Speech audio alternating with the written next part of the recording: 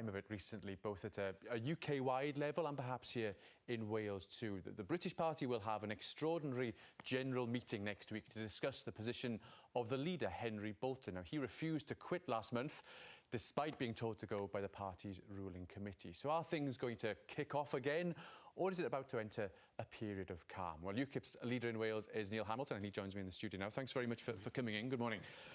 Well, what do we think then of next week and what will happen to Henry Bolton? Because he was on the Andrew Marr programme this morning, defiant. He'll stand up to it. He'll try and make sure that he sticks on as leader. Do you think he can next week? Well, it all depends on who turns up at this extraordinary general meeting in Birmingham.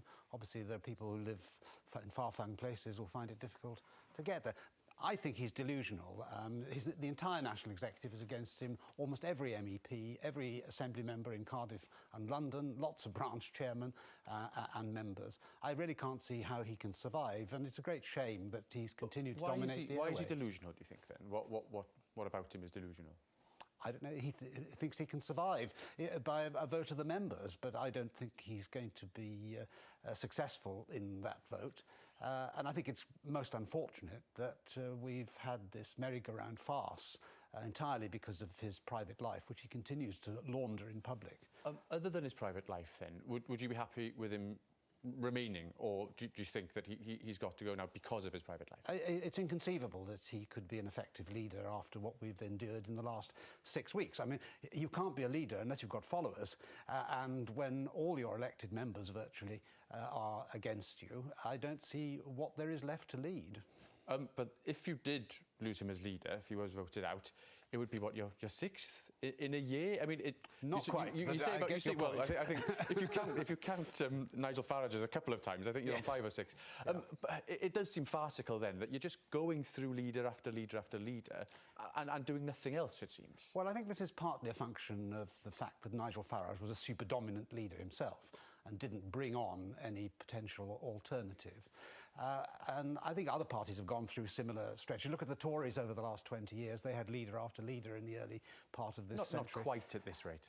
No, but nevertheless, the point is the same one. But I think that after next Saturday, we could have somebody like Gerard Batten, who's the MEP for London, who's been there since 2004, has been a UKIP member since the party was founded, very solid. What we need is a team leadership now. But isn't the main problem possibly, it's not just the leadership, it's the point of UKIP. Now that you've got Brexit, people seem to question why is there a need for UKIP, and that's why we're seeing just this churn of leadership, because there's no purpose to it. Yes, I mean, it's certainly true that there are a lot of people who've left UKIP thinking that the job was done after the referendum. I think that's mistaken because, as you know, in the Assembly elections in Wales and indeed the general election, we stood on a full programme of domestic policy as well, and we're very different from all the other parties. And I keep saying we're the only party that will confront the cosy Cardiff Bay consensus. We're the only party that will oppose expansion of the Assembly, for example. We're the only party that really wants tough controls on immigration. We're the only party to oppose green taxes. We're the only party that wants significant cuts to the aid budget.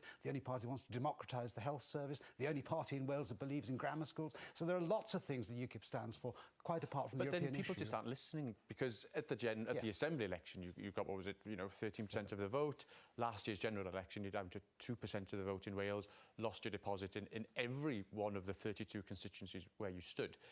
You may well list the things you want to achieve, but people maybe aren't listening. Well, that is certainly true. We've found it difficult against all the baffling noise in the background from UKIP Central to get our message across.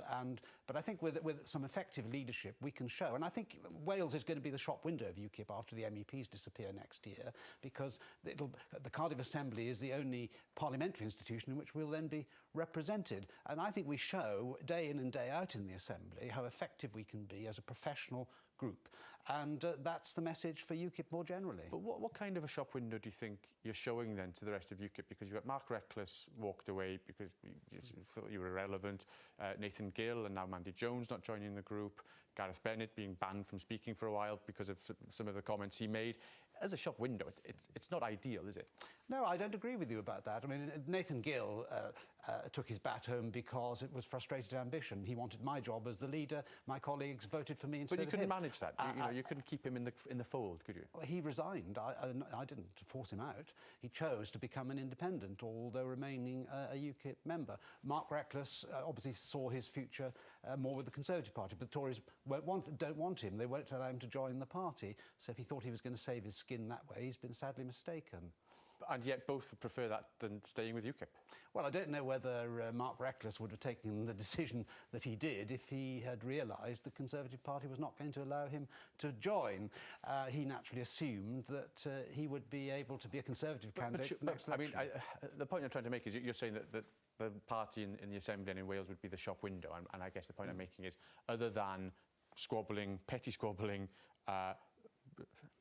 comments which are deemed to be, not within what should be said in the Assembly, there's not much to be said about what UKIP has achieved in the Assembly. No, but I don't agree at all about Gareth Bennett, and what Gareth Bennett said in the Assembly struck a chord, I think, with many people in the wider community. But it was out of order. That's what the Well, maybe, but that just goes to show yet again UKIP is breaking the Cardiff Bay consensus, and we'll go on breaking that consensus as well, showing that we're the only party that opposes political correctness in all its forms. And yet, when we hear Henry Bolton this morning on the Andrew Marr programme saying that UKIP over the past year has lost hundreds of members every month on a UK level, is that something that you're seeing in Wales as well? No, it isn't actually, and I think it's because in Wales we fight in a domestic political context. People see the point of us in Wales because we're there in the Assembly, on our feet every single day, articulating the feelings and views of people who are not represented by the other parties. So this is what I mean by saying that UKIP will be the shop window in Wales, which looks out on the rest of the United Kingdom. Is there a concern maybe that the main opportunity for UKIP now will come from a failure of Brexit, but the one thing you don't really want to see is a failure of Brexit? Oh no, I certainly don't want to see a failure of Brexit, but I do see... But isn't that the main way back for UKIP on a UK-wide Well, level? obviously, if there were to be a campaign for a second referendum, I think that would lead to an immediate revival in UKIP's fortunes. But I think Brexit will happen. We don't know the terms of the ultimate deal. Of course, there'll be lots of detail that we'll be very keen to ensure is not going to, by the back door, bring Brussels back in again. But we have to see the future for UKIP in a domestic United Kingdom and Welsh context. And I believe that there is a real scope for UKIP because we are the only party that says all sorts of things. When you look at Brexit and you see things like the Treasury forecast saying that a hard Brexit could make Wales 9.5% worse off than it would otherwise have been, it doesn't worry you at all what might be happening? Oh, but the Treasury is a haunt of Remainers. The Chancellor of the Exchequer has been on manoeuvres against the Prime Minister, trying to subvert the Brexit process. This wasn't politics. So you talk about UKIP being divided. Look at the Cabinet.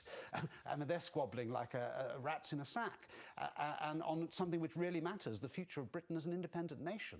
So we don't have those squabbles inside UKIP on matters of policy. All our problems ultimately go back to personalities, but on the policy issues, we're absolutely united on the need for an independent Britain. And just very quickly then, so you think after Saturday, next Saturday, you'll be there, you'll be voting for Bolton to be out? I will be voting against Henry Bolton, and so will my colleagues. There we are. Thanks very much for coming in. We'll see how that goes then. And that's it from us for today. We'll be taking a short break next